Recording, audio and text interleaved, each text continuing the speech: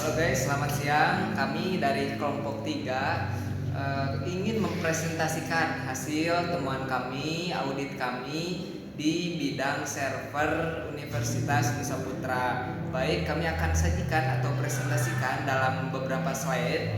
Nah, yang akan kita mulai sekarang. Oke, di sini ada beberapa slide tentang audit infrastruktur teknologi informasi Universitas Nusa Putra yang terdiri dari 5 anggota dan salah satunya saya. Oke, selanjutnya akan langsung saja kita paparkan pendahuluan dan latar belakang. Nah, tujuan presentasi ini untuk menyajikan hasil observasi audit infrastruktur TI di kampus Universitas Nusa Putra. Metodologi audit ini melakukan observasi berbasis analisis video. Nanti videonya akan menyusul di link selanjutnya. Mengapa sih audit teknologi informatika ini sangat penting? Karena untuk melakukan audit ini dengan cara yang paling hemat sumber daya tanpa mengorbankan kualitas. Fokus utamanya itu adalah menurunkan biaya, waktu, dan energi yang dibutuhkan untuk menjalankan proses bisnis. Yang kedua ada mengidentifikasi resiko. Tujuannya itu untuk mengenali segala potensi kejadian atau kondisi yang dapat mengganggu pencapaian tujuan suatu keamanan teknologi informatika. Dan yang ketiga ini mendukung pengambilan keputusan.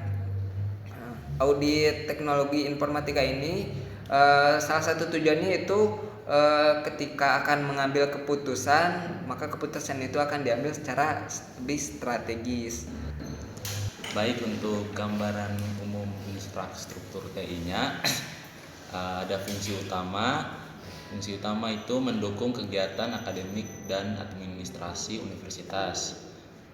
Fungsi utamanya yaitu mendukung kegiatan akademik dan administrasi universitas. Nah, di dalam gambaran umum infrastruktur TI ini terbagi menjadi dua komponen. Yang pertama hardware, ada jaringan. Jaringan ini ada switch, router, access point, dan yang kedua yaitu server dan penyimpanan. Ada server cloud, server lokal, dan NAS. Terus untuk komponen softwarenya yaitu ada virtualisasi Proxmox. Yang kedua monitoring. Yang ketiga sistem operasi. Untuk komponen softwarenya ada virtualisasi Proxmox.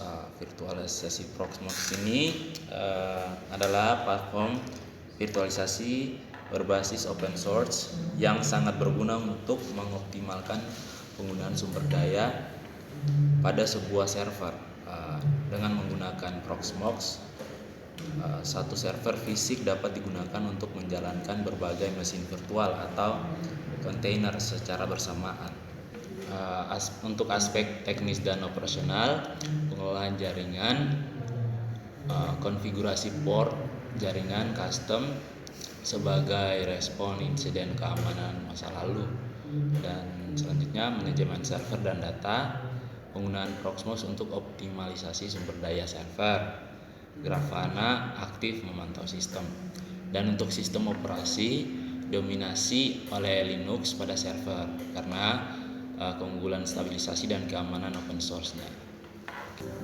Halo guys, selamat siang. Kami dari kelompok 3 ingin mempresentasikan hasil temuan kami, audit kami di bidang server Universitas Nusa Putra. Baik, kami akan sajikan atau presentasikan dalam beberapa slide. Nah, yang akan kita mulai sekarang. Untuk selanjutnya yaitu implementasi, dokumentasi, dan keamanan server di Universitas Nusa Putra. Dokumentasi infrastruktur TI di lingkungan server Universitas Nusa Putra sangat penting untuk mendukung operasional kampus seperti sistem informasi akademik, SIAKAD, e-learning, website resmi universitas, email kampus. Kenapa perlu dokumentasi? Agar tim IT universitas tahu dengan jelas arsitektur jaringan kampus. Ketika ada masalah pada server, troubleshooting bisa cepat karena semua prosedur sudah terdokumentasi. Menggunakan GitPeg sebagai platform dokumentasi akan mempermudah karena bisa diakses oleh tim dari manapun dan luar kampus. Bisa melacak perubahan konfigurasi yang dilakukan oleh tim IT sebelumnya. Menjamin efisiensi kerja tim, tidak perlu mulai dari nol setiap kali ada masalah. Contohnya, misalnya ada gangguan di server e-learning, tim TI tinggal buka dokumentasi GitHub, cari panduan trace hub terkait yang perbaiki sesuai petunjuk. Untuk selanjutnya yaitu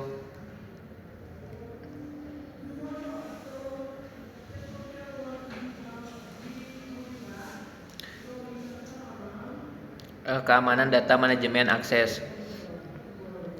Server kampus menyimpan data penting mahasiswa seperti data pribadi, NIM, nama, alamat, nilai, dokumen akademik, data dosen. Bagaimana cara melindunginya? Pencandangan data otomatis. Server memiliki skrip backup otomatis yang dijadwalkan mingguan. Jika terjadi gangguan sistem atau bencana, data bisa dipulihkan. Pembatasan akses server. Tidak semua orang bisa akses server kampus. Hanya tim IT resmi Universitas Nusa Putra yang diberi akses. Untuk akses darurat harus melalui permintaan resmi secara tertulis. Mengurangi resiko.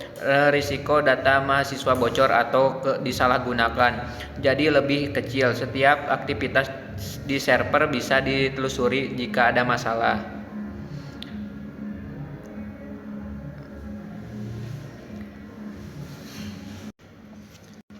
Oke, selanjutnya ada keamanan fisik dari ruang server itu sendiri. Saat ini sistem pengamanan ruang server masih bersifat tradisional, yaitu menggunakan kunci fisik. Meskipun sederhana, metode ini memiliki beberapa kelemahan yang perlu kita perhatikan. Yang pertama, dari sisi pencatatan akses, pengguna kunci masih dicatat secara manual, yang tentunya rawan terhadap kelalaian atau pemalsuan data. Kemudian kita juga melihat beberapa keterbatasan sistem karena tidak tersedia sistem biometrik atau kartu akses digital yang lebih modern dan aman. Lalu dari segi potensi titik lemah, kondisi ini membuka kemungkinan bagi pihak yang tidak berwenang untuk mengakses ruang server, terutama jika kunci hilang atau tidak diawasi dengan baik. Dan yang terakhir ada resiko tambahan seperti hilangnya kunci fisik atau potensi akses yang mungkin tidak tercatat. Lalu selanjutnya ada rencana pemulihan dari kemungkinan bencana. Yang seperti dilihat, ada tingkat pertama itu kesenjangan kritis yang merupakan area paling atas dan paling beresiko. Di sini berarti tidak adanya rencana yang spesifikasi untuk mengatasi atau memitigasi dampak dari bencana besar, yang misalnya jika terjadi bencana alam yang kemungkinan berdampak pada server dan tidak ada rencana cadangan atau tindakan darurat yang disiapkan, maka organisasi berada dalam kondisi yang sangat rentan. Lalu ada tingkat kedua, potensi kelumpuhan. Pada level ini, organisasi memiliki beberapa rencana, tetapi masih terdapat potensi kelumpuhan operasional jika terjadi bencana besar, yang artinya sistem layanan penting bisa saja tidak berfungsi dan proses pemulihan bisa memakan waktu yang sangat lama. Lalu tingkat ketiga ada resiko signifikan. Ini merupakan tingkat dasar dari resiko yang tetap harus diperhatikan. Di sini organisasi beresiko mengalami kehilangan data atau layanan penting. Meski tidak separah dua tingkat sebelumnya, resiko ini tetap berdampak pada operasional dan kredibilitas organisasi itu sendiri.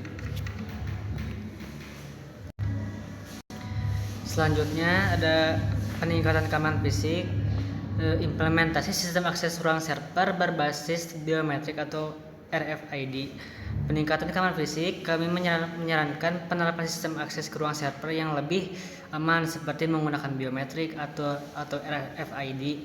Selain itu, penting untuk mengotomatiskan pencatatan aktivitas keluar masuk ruang server agar lebih mudah diawasi dan dilacak. Jika ada yang mau masuk ruang server, tidak sembarang orang masuk karena takutnya ada orang yang niat jahat gitu.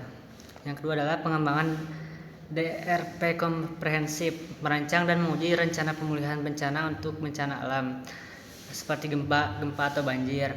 mempertimbangkan solusi backup off-site atau replikasi data ke lokasi geografis yang berbeda.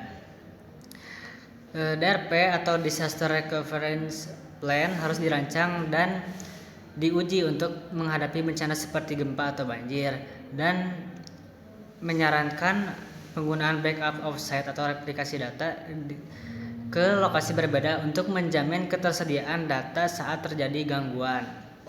Dan yang ketiga adalah audit dan pengujian rutin. Lakukan audit keamanan berkala seperti pen testing, vulnerability assessment. Uji coba prosedur backup dan restore secara berkala untuk memastikan keefektifan.